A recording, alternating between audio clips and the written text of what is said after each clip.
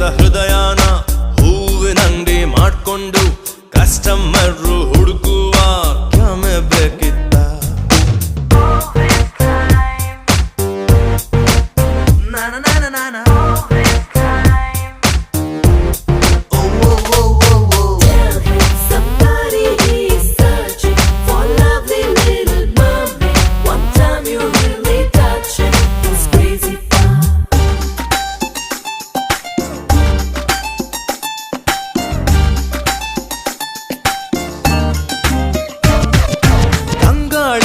ತಕ್ಕೊಂಡು